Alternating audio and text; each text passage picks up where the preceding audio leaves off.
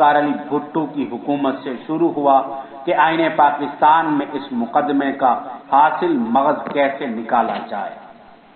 مسلسل بحث مباحثے کے بعد 22 اگست سے 5 ستمبر 1974 کی شام تک اس کمیٹی کے بہت سے اجلاس ہوئے، مگر متفقہ حل کی صورت گری ممکن نہ ہو سکی۔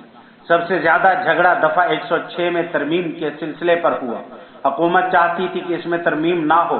اس دفعہ 106 کے تحت حکومت صوبائی اسمبلیوں میں غیر مسلم اقلیتوں کو نمائندگی دی گئی تھی، ایک بلوچستان میں، ایک KPK کے اندر، اور 1-2 سندھ میں اور پنجاب میں 3 سیٹیں، اور کچھ 6 اقلیتوں کے نام بھی لکھے: عیسائی، ہندو، پارسی، بدھ مت اور شیڈول کاسٹ یعنی اچھوت جسے کہتے ہیں۔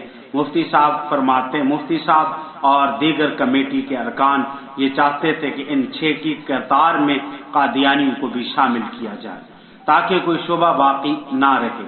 اس کے لیے بھٹو حکومت تیار نہ تھی۔ وزیر قانون عبدالحفیظ پیرزادہ نے کہا اس بات کو رہنے دو۔ مفتی صاحب نے کہا جب اور اقلیتوں اور فرقوں کے نام فہرست میں شامل ہیں تو ان کا نام بھی لکھ دیں۔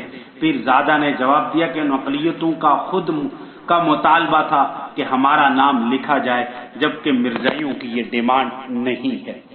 مفتی صاحب نے کہا یہ تو تمہاری تنگ نظری اور ہماری فراخ دلی کا ثبوت ہے کہ ہم ان مرزائیوں کو بغیر ان کی ڈیمانڈ کے انہیں ان کا حق دے رہے ہیں۔ کمال جواب دیا۔ اس بحث مباحثے کا 5 ستمبر کی شام تک کمیٹی کوئی فیصلہ ہی نہ کر سکی۔ چنانچہ 6 ستمبر کو وزیر اعظم بھٹو نے مفتی محمود سمیت پوری کمیٹی کے ارکان کو پرائم منسٹر ہاؤس بلایا، لیکن یہاں پر بھی بحث مباحثے کا نتیجہ صفر نکلا۔ حکومت کی کوشش تھی کہ دفعہ 106 میں ترمیم کا مسئلہ رہنے دیا جائے، جبکہ مفتی صاحب اور دیگر کمیٹی کے ارکان سمجھتے تھے کہ اس کے بغیر حل ادھورا رہے گا۔ بڑے بحث مباحثے کے بعد بھٹو صاحب نے کہا کہ میں سوچوں گا۔ عصر کے بعد قومی اسمبلی کا اجلاس شروع ہوا۔ وزیر قانون عبدالحفیظ پیرزادہ نے مفتی صاحب اور دیگر کمیٹی ارکان کو اسپیکر کے کمرے میں بلایا۔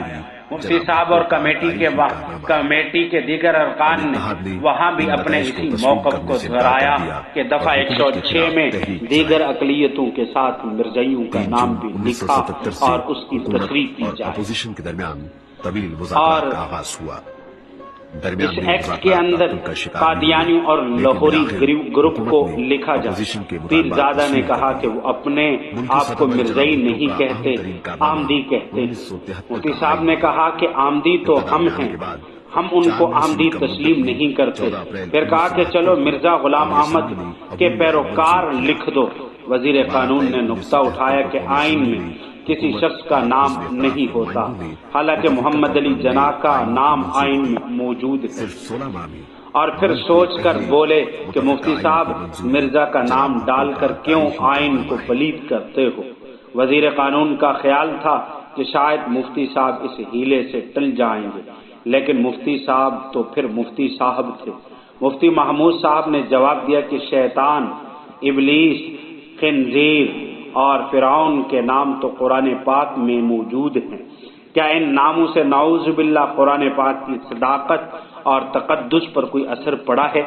اس موقع پر وزیر قانون پیرزادہ صاحب لاجواب ہو کر کہنے لگے چلو ایسا لکھ دو جو اپنے آپ کو آمدی کہلاتے ہیں۔ مفتی صاحب نے کہا کہ یہ ایکٹ بند ثانوی درجے کی حیثیت رکھتا ہے، صرف وضاحت کے لیے ہوتا ہے، لہذا یوں لکھ دو قادیانی گروپ، لاہوری گروپ جو اپنے آپ کو احمدی کہلاتے ہیں، اور پھر الحمدللہ اس پر فیصلہ ہو گیا۔ تاریخی فیصلہ 7 ستمبر 1974 ہمارے ملک پاکستان کی پارلیمانی تاریخ کا وہ یادگار دن تھا جب 1953 اور 74 کے شہیدان ختم نبوت کا خون رنگ لایا اور ہماری قومی اسمبلی نے کی ملی امنگوں کی ترجمانی کی اور عقیدہ ختم نبوت کو عینی تحفظ دے کر قادیانیوں کو دائرہ اسلام سے خارج قرار دے دیا۔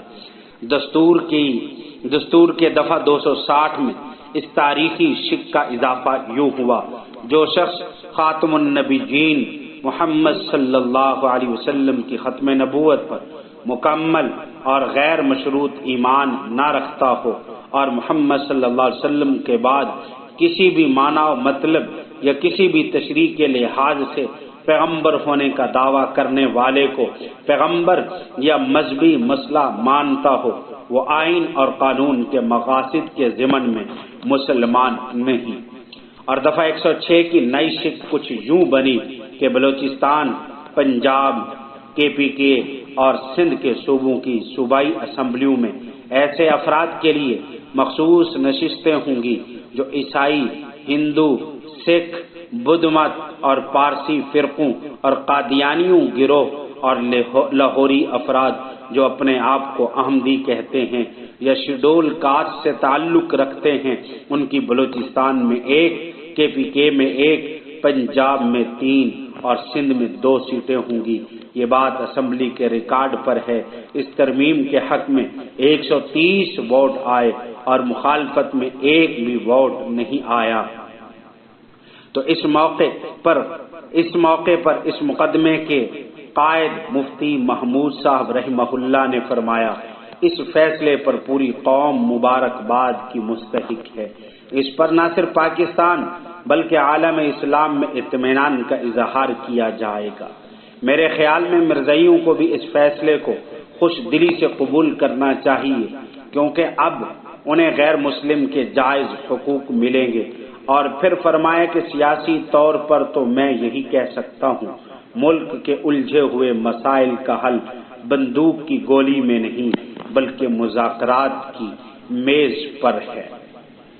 یہ ہمارے بڑوں کی جد و جہد ہے جسے ہم اپنی نئی نسل تک کروڑوں میں ٹکڑوں میں صحیح، لیکن یہ کاوشیں وہاں تک پہنچی ہیں۔